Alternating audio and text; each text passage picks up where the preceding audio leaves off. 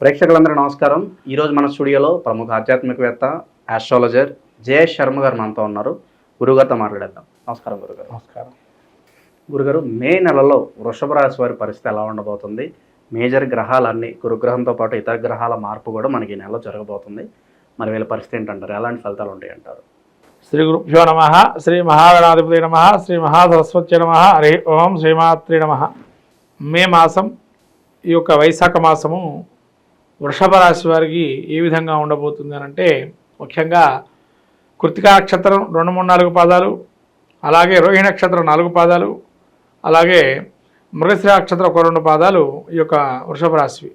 ఈ వృషభ రాశి యొక్క సంచారం చూస్తే ద్వితీయ స్థానంలో గురు సంచారము, తృతీయంలో కుజుడు నీచ, అలానే కేతు వీరికి 4వ స్థాన సంచారము, అలానే రాహు వచ్చేసి వీరికి దశమ స్థాన సంచారం, ఏకాదశంలో శని శుక్రుడు, జన్మస్థానంలో రవి సంచారము, అలానే బుధుడు 12 నుంచి జన్మస్థాన సంచారం చేస్తున్నాడు. కాబట్టి ముఖ్యంగా వృషభ రాశి వారికి మే మాసం ఏదైతే ఉందో, ఈ యొక్క మాసంలో ద్వితీయంలో గురువు వెళ్తున్నాడు. ధనలాభాలు అత్యధికంగా ఉంటాయి. అలానే ప్రణాళికాబద్ధమైనటువంటి ఆలోచనతో ముందుకెళ్తారు. అలానే తృతీయంలో కుజుడు ఉన్నాడు కాబట్టి సోదర వర్గంతో కొన్ని విభేదాలు వచ్చినా కూడా అవి సమస్య పరిష్కారం అయ్యే అవకాశం ఉంటుంది. అలానే తృతీయంలో తర్వాత చతుర్థమందు కేతువు సంచారం వల్ల కొంతవరకు ప్రయాణాలు చేసేటప్పుడు కానీ, వాహనాలు ప్రయాణం చేసేటప్పుడు కానీ వెళ్ళేటప్పుడు జాగ్రత్తగా ఉండడం మంచిది. తర్వాత తండ్రి గారికి కానీ తల్లి గారికి కానీ అనారోగ్యం వచ్చే అవకాశం ఉంటుంది. జాగ్రత్తగా చూసుకోవటం మంచిది. రాహు వీళ్ళకి దశమంలో ఉండడం వల్ల కొంత మార్పులు, వృత్తిరీత్యా మార్పులు ఉండే అవకాశం ఉంటుంది. లేదా స్థానచలనంగా ఉండే అవకాశం ఉంటుంది. లేకపోతే వృత్తిలో కూడా పైకి వచ్చే అవకాశం, అలాంటివి వచ్చే అవకాశం ఉంటుంది. తర్వాత అధికారుల వల్ల కూడా కొన్ని మనలో పడే అవకాశం ఉంటుంది. ఏకాదశంలో శని ఉండడం వల్ల లాభస్థానంలో వృత్తిరీత్యా ఉద్యోగాల్లో కానీ లాభసాటిగా ఉంటాయి. అలాగే శుక్రుడు కూడా వీళ్ళకి 11వ స్థానం సంచారం చేస్తున్నాడు. తదుపరి బుధుడు కూడా వీరికి 12వ స్థానం సంచారం చేస్తున్నాడు. కాబట్టి ముఖ్యంగా వీళ్ళకి ఉదర సంబంధమైన వ్యాధులు వచ్చే అవకాశం ఉంటుంది. అంటే ధనపరంగా, ఆలోచన పరంగా, శారీరక పరంగా, మానసిక పరంగా బాగుంది. ఆరోగ్యం ఒక్కటే, శారీరక లక్షణం ఒక్కటే బాగాలేదు. మిగతా అన్నీ బాగున్నాయి. కాబట్టి ఈ యొక్క వ్యాధులు రావడానికి కారణం ఏంటి అంటే, సమయానికి భోజనం చేయకపోవటము, తర్వాత అతిగా తినటం. సమయానికి భోజనం చేయకపోవటం ఒక ఎత్తు అయితే, తిన్నదే అతిగా తినటం మళ్ళీ మళ్ళీ మళ్ళీ మళ్ళీ అది ఎక్కువ బాగుందని తినడం వల్ల అనారోగ్య సమస్యలు వచ్చేస్తాయి. కాబట్టి ముఖ్యంగా అవి 2 మానాలి. సమయానికి భోజనం చేయాలి, కానీ ఎంతవరకు అంతవరకు చేయాలి. అతిగా తినకూడదు బాగుందని చెప్పి. అలా చేయటం వల్ల మంచి కలిగే అవకాశం ఉంటుంది. ఆరోగ్యపరంగా ఒక్కటి సూచనలు వీళ్ళకి చేయడం జరుగుతుంది. మిగతా అన్ని విషయాలు బాగున్నాయి. ఇక ఆకస్మిక ధనలాభం కూడా, అలాగే పెండింగ్లో ఉన్న పనులు పూర్తవడం కానీ ఇవన్నీ సూచిస్తున్నాయి గారు. పెండింగ్లో ఉన్న పనులు కానీ, ఆకస్మిక ధనలాభాలు కానీ, తర్వాత రాజకీయ రంగంలో ఉండేటువంటి వారికి కానీ యోగదాయకంగా ఉంది. పిక్చర్ ముందరకు వచ్చి కూడా ఇప్పుడు వీళ్ళు ఎంత అంటే ఆట ఆడుకోవచ్చు రాజకీయ నాయకులు. ఎందుకంటే ఇదే కరెక్ట్ సమయం. వీళ్ళు ఆడిందే పాట, పాడిందే పాట అంటూ ఉంటాం కదా, అలా జరుగుతుంది ఇప్పుడు వీళ్ళకి. కాబట్టి వృషభ రాశి వారికి ఒక్క పెద్దవాళ్ళ అనారోగ్యము ఒక్కటి వీళ్ళు బాగా చూసుకోవాలి, అంతే తప్ప మిగతా అన్ని విధాలుగా బాగుంది. ఇంకా విషయం చెప్పాలంటే, ఈ బుధుడు 12లో ఉన్నాడు.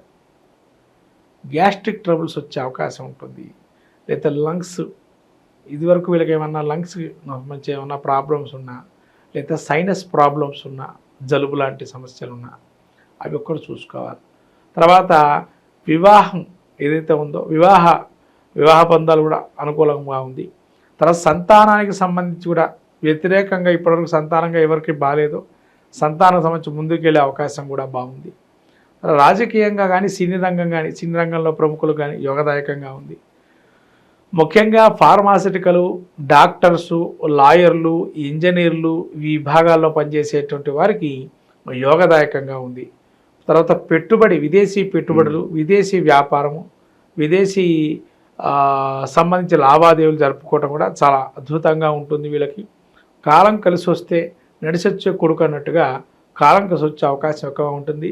నడిచొచ్చే కొడుకు అంటే కాలం ఎప్పుడైతే కలిసి వస్తుందో ధనలాభం పెరుగుతున్న కొద్దీ ధనంతో పాటు కుటుంబం కూడా వృద్ధి పొందుతుంది.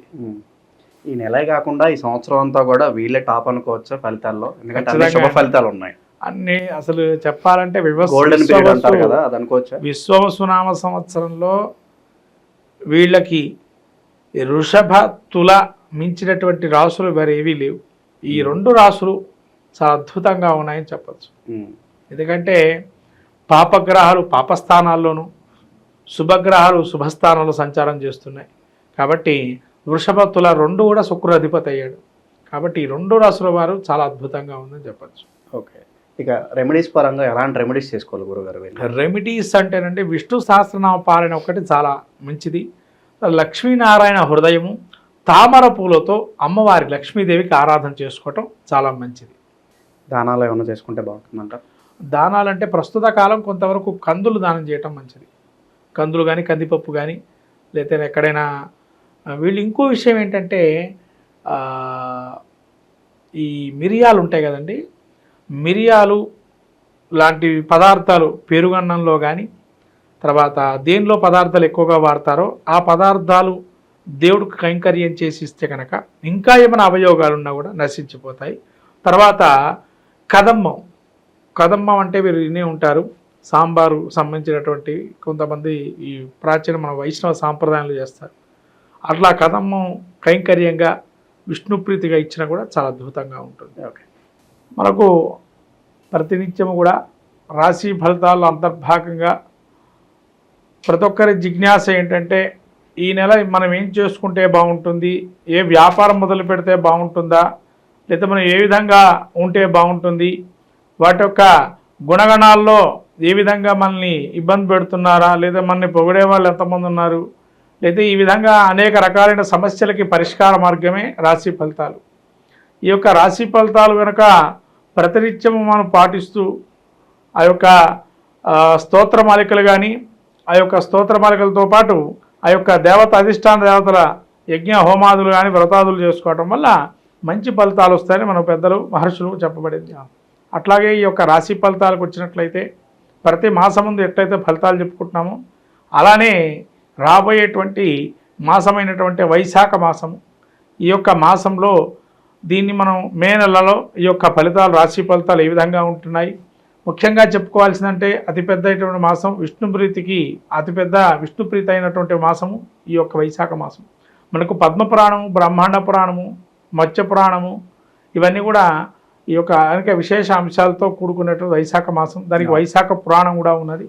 అలానే దానాల్లోకెల్లా అన్నదానం గొప్పదని, పానీయాలు ఏదైతే అన్నపానాదులు మనం దానం చేస్తే కనుక గోదాన ఫలితం కలుగుతుందని చెప్పి, అలానే అనేక దానాల్లో కూడా ప్రత్యేకంగా పితృప్రీతిగా ఇచ్చేటువంటి దానాలు కానీ, అలానే ఈ యొక్క వైశాఖ మాసంలో సాక్షాత్తు విష్ణు స్వరూపంగా మనం బ్రాహ్మణ్ణి ఆరాధన చేసి ఆ విధంగా దాన ధర్మాది క్రతువులు చేసుకోవటం వల్ల సాక్షాత్తు మహావిష్ణువుని అనుగ్రహిస్తాడని, అందులోనూ అక్షయ తృతీయ అనేటువంటి రోజు, తర్వాత సింహాచలం అప్పన్న చందనోత్సవం, అలానే సత్యనారాయణ స్వామి యొక్క ఏకాదశి కళ్యాణము, అలాగే వైశాఖ పౌర్ణిమ, మనకు వాసవి కన్యకా పరమేశ్వరి జయంతి, అలానే వీరబ్రహ్మేంద్ర స్వామి వర్ధంతి, అలాంటి జయంతోత్సవాలు, అలానే గంగా అవతరణం యొక్క భూప్రపంచం మీద ఎప్పుడైతే గంగా అవతరించిందో అటువంటి మహత్తరమైనటువంటి రోజు. అలానే మనకు ప్రతినిత్యం కూడా సంకష్టహర చతుర్థి, అలానే వైశాఖ మాసంలో అనేక దివ్యమైనటువంటి యోగాదులు ఇవన్నీ కూడా కూడుకున్నటువంటి మాసంగా వైశాఖ మాసం ఉంటుంది. ఈ వైశాఖ మాసంలో మీరు శంకర జయంతి, తర్వాత రామానుజుల జయంతి లాంటి ఉత్సవాలు కూడా అనేక చేస్తుంటారు. ఇదేంటంటే మనకు మన సనాతన ధర్మాన్ని ప్రబోధించేటువంటి గురువుల యొక్క ప్రత్యేకమైనటువంటి జయంతోత్సవాలు ఇలాంటివన్నీ కూడా జరుగుతున్న అత్యుత్తమైనటువంటి మాసం వైశాఖ మాసం.